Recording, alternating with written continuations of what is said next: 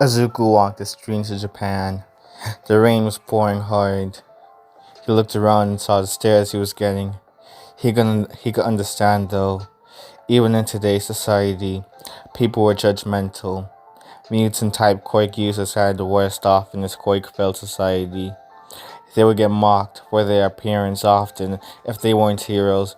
Even then, when it came to heroes like Gang Orca, there would be labels on them and always have a stigma against them. It wasn't their fault that they looked the way they did. He gritted his teeth at their stares. To look the way he did already gave people an even worse impression of him. He hated it. His face looked as if it was hit by acid, and his height made it so he would stand out more in a crowd. He heard some of the gasps. He couldn't ignore it, although he tried his best to keep a calm head. It was going to be a long walk before he could see his mother again and find out what to do afterward. He heard some screams in an alleyway. He sighed. This was going to be the second beatdown tonight. He still had a bit of a heroic nature. He headed towards where he heard the noise and saw what looked like a common thug trying trying to steal an old lady's purse.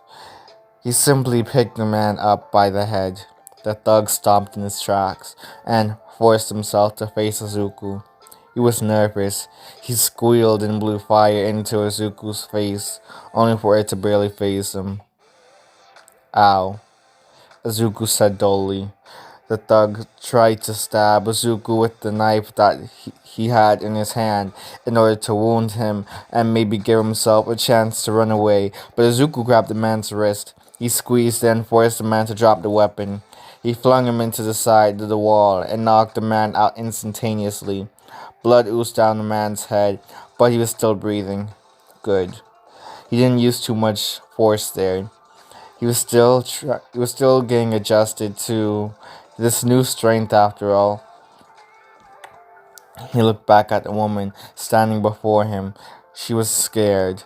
He could tell just by the way she stood, knees buckled, phone in hand, other hand clutching her chest. Wait, what was our number dialed on her phone? He stepped closer to the woman to get a better look. She took a step back. Izuku tried to assure her that he wasn't going to hurt her, but of course, the woman didn't believe him.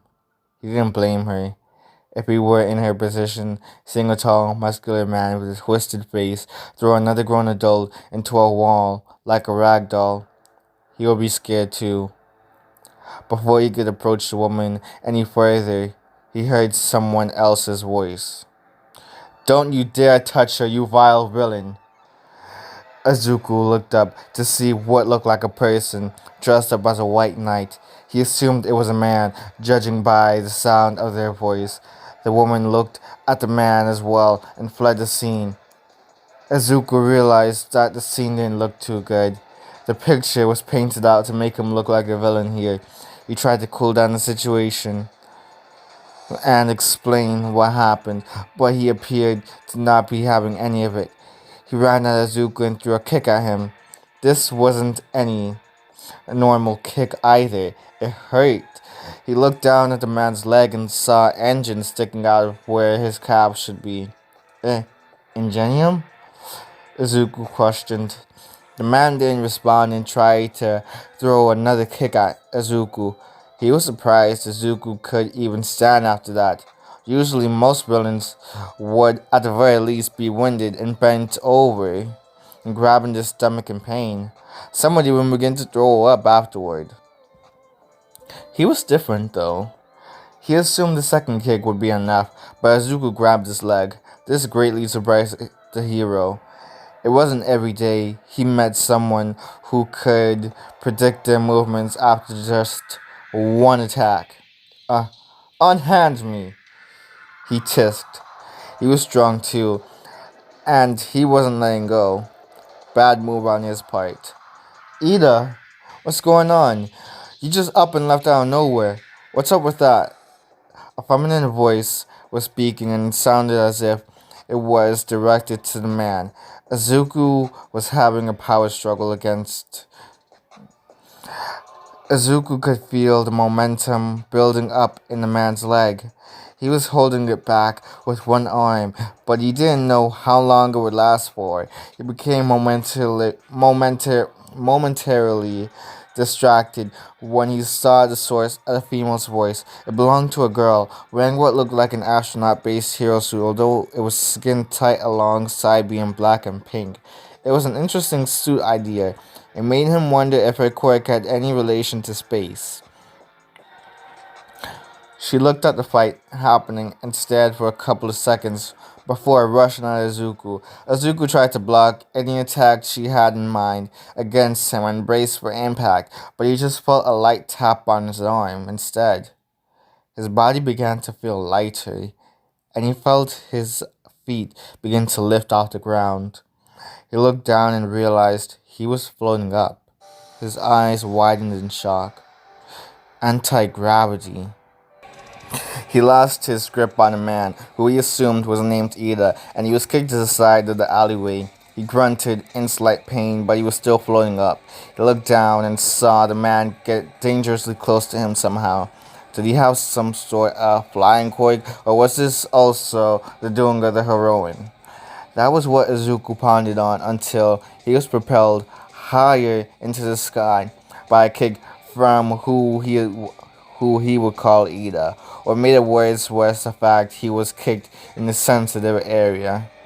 Come on, he was a man too. He was dangerously high in the sky now and needed to figure out a way to get down. Just as he was thinking about it though, he felt his weight be returned to him. He was now accelerating downwards at a frightening rate. His leg was grabbed by his opponent and he was yanked down below him. The man grabbed Izuku's body. He knew what Ida was trying to do, use his body as a sort of cushion, but he wasn't having it. He fought to get the restraint of Ida's grip off of him. He struggled, but the man was relentless in keeping Izuku restrained. He wasn't too sure if he could handle the impact from the fall. He didn't want to use too much strength on him, but he didn't feel like dying a second time around. He didn't even know if he could die a second time around. He looked down and realized just how close he was to the ground. No. He refused to go out like this. His eyes glowed, surprising Ida. A new wave of strength hit Izuku, and he was able to escape the hero's grasp. He ended up grabbing the man by the arm and threw him underneath him. They crashed and formed a crater in the ground. Izuku grunted as he picked himself up out of the crater. He looked at his arms, though. They were pitch black all of a sudden. He didn't understand why. While he was pulling himself out to the hole, he felt a hand and grabbed his ankle. He looked down to see Ida was still functional. He was rather surprised and silently praised him for his durability. He also noticed a sort of cloaks around him. Interesting. He didn't have time to focus on his new appearance for right now, though. He needed to escape this situation. He kicked Ida's arm off of him. He could feel the man trying to pull him back down. He wasn't having any of that. Not today. He threw himself out of the crater and faced the space hero. He heard a rattling sound and looked down to see that he now also had chains that wrapped around his body. He couldn't fight close combat with this girl, so these chains were convenient. He never fought with chains before, but he felt as if he was rather attuned to this bit of arsenal. He didn't know why, he just did. He swung his newly acquired chains at the heroine. She was agile, though, and dodged his attack. She ran at him, trying to get close. Izuku leaped back. He didn't feel like going through that whole process of floating and crashing again. It honestly wasn't as bad as he thought it was going to be. It hurt, but not as much as he was expecting. Izuku noticed the girl begin to start touching some of the trash cans. He was confused at first. What was she trying to do? He couldn't watch what she was doing for too long though, because she was getting dangerously close to him. Almost in an instant, she was within arm's reach. Her hand was close to his arm, but he quickly ducked and swept her feet from underneath her. She grunted in pain. Re- re- release, she spoke out. Izuku raised his eyebrow at this until he felt a soda can hit him on the shoulder. He looked around to see who threw it until he realized it came from above. He almost regretted looking up honestly, because there was a large heap of garbage just floating in the air. Originally, anyway, because they were all beginning to crash land on the green haired boy. Even the metal garbage bins were part of the pile landing on him. Azuku wasn't having it though. The series of makeshift projectiles that were landing on the boy didn't necessarily hurt, but they were more so like just annoying, honestly. Like a toddler trying to hit you repeatedly. Enough was enough. He barged out of the mess, but felt something tap him on his foot. Oh, he forgot about her. How careless. It was suddenly flowing again. Azuku used his chain to wrap around the girl's waist. He used his chain to wrap around the girl's waist, though. It wrapped around tightly, and she began to float up alongside him. The boy, Ida, made it out of the crater and panicked seeing what was happening. He grabbed his teammate's arm and began to pull her back down to the ground. She deactivated her quirk and dropped back down to the floor. Azuku also fell, but he ran as soon as his feet touched the floor. They yelled at him to not resist arrest. Ida fled after Izuku. The engine quirk user was quickly catching up to Izuku. It frustrated him. He pushed himself to run faster than he even knew what he was capable of. He was only thinking of how fast he could run when he was alive before. Now he was really testing out the limits of his new body. The distance between him and Ida were growing larger the more he pushed himself. He only ever looked back once or twice. Each time Ida appeared to be getting smaller and smaller. He stopped in his tracks so suddenly. Ida couldn't stop himself in his time. He couldn't stop himself in time at all, and ended up crashing into Izuku. Ida fell while Izuku didn't move an inch. He barely even acknowledged Ida's presence at this point. Ida tried to take out some handcuffs and arrest Izuku on the spot, but paused. He turned to see which direction Izuku was looking in. What he saw caused him to drop his handcuffs. Right before them was a large sludge-like being. They were holding a person hostage. They were causing a massive amount of damage. The hostage was trying to escape the grasp of their captor by using their quirk, which seemed to be based around fire, but they were only causing more destruction. Azuku felt a weird attachment to the kid. They had straight black hair with streaks of green. They also had freckles and bright green eyes. He saw the tears in their eyes. Izuku took one step forward before dashing in to help. He swung one of his chains at the sludge villain. Due to their unique body structure, the chain went right through them, but Izuku wasn't really aiming for the villain. Ida ran after Izuku in order to apprehend him, and then the sludge villain, but stopped when he saw Izuku use his chains to grab the hostage and yank them out of sludge villain's clutches. It was swift and easy. They were even able to take account of the safety of the victim. He was impressed, although he would never admit it. Before Ida knew it, though, the kid was standing right next to him. The kid was rattled, but turned their head towards him. Their eyes began to sparkle seeing him. Wow! Are you Ingenium? The little girl asked. Ida didn't, Ida didn't answer and just stared at Izuku. He was watching his movements. He didn't notice the crowd of people who didn't do anything to help the little girl. He even found some heroes amongst the crowd as well. This made Ida clutch his jaw. They would probably make the excuse of not having the right quirk for the situation. That's what they all said. He hated it.